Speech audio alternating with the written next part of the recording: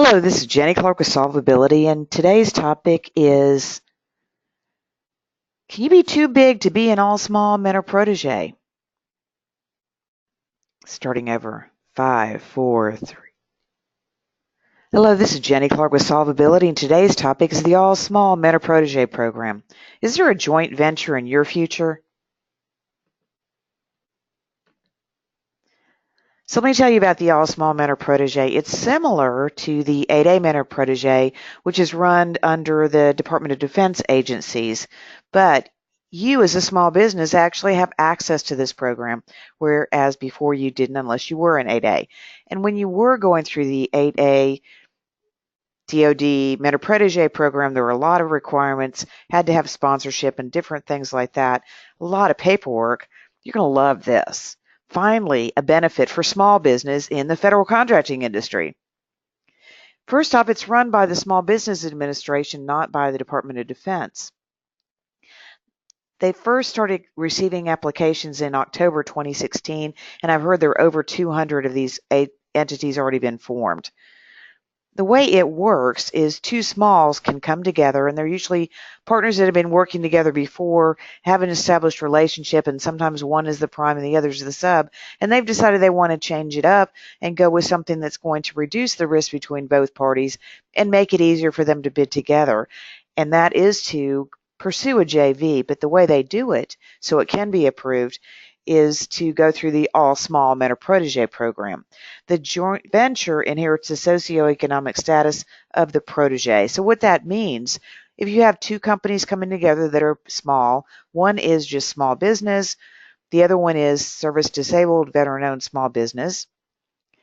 You'd have the protege be the service disabled, veteran-owned small business, and the JV would inherit that socioeconomic status to pursue contracts.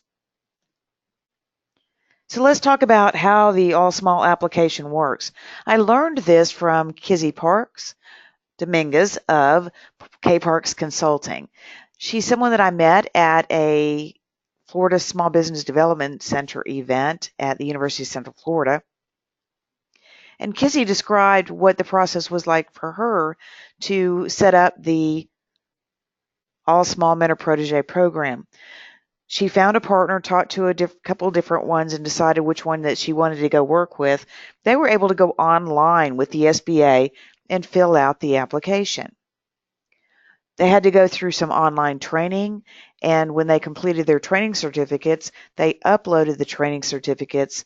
And after that point, the local SBA office, not going up to headquarters or anything, but the local SBA office was able to review and approve the application. And once that happens, you can start forming JVs.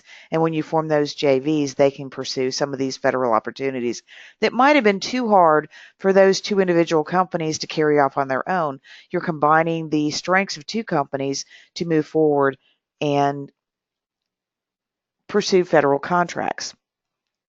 And as Kizzy told me, she was approved in May of 2017, and she's already got several joint ventures in the works.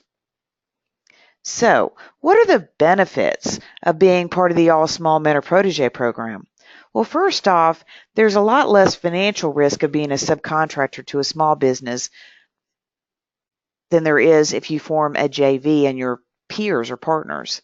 It allows existing team relationships to be rolled into a peer relationship instead of a prime sub type relationship.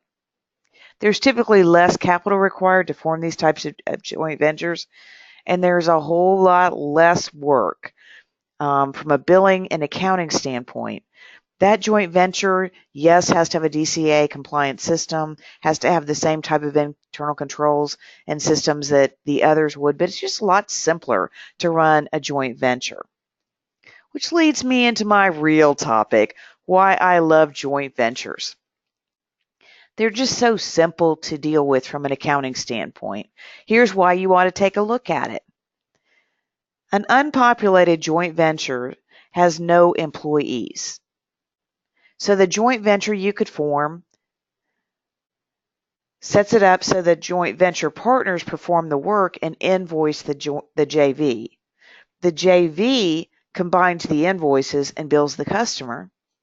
And when the customer pays, the JV pays the partner's invoices. And then there's obviously some agreements in there for how they're going to distribute the proceeds, the profits in the company, on what cycle, how often they'll do it, what that would be. And there are also some different strategies related to how you're going to administer the joint venture, because as I mentioned, it's an unpopulated joint venture. You wouldn't have a payroll department or a invoicing department or any employees in the joint venture. So you'd either have to have outsourced accounting to do the JV invoicing and administrative work, or you could set it up so one of the two partner companies runs it, or you could set it up so there's some shared responsibilities, some shared duties to run the administrative side of that joint venture. But to me, it's pretty simple. At the end of the month, everybody's done their work, invoices combined and sent to the government customer. Everybody gets paid, everybody's happy. I like that. So anyway, I hope you've enjoyed this session about the All Small Mentor-Protege and joint ventures. We're featuring Richard Arnholt with Bassbury Sims to talk a lot in detail about the All Small Mentor-Protege program and joint ventures at an event in Tampa on August 17th, 2017.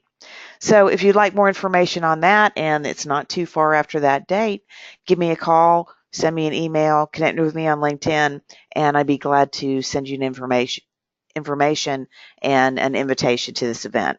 So at Solvability, we work with small businesses in federal contracting to help them figure out how to accelerate their business.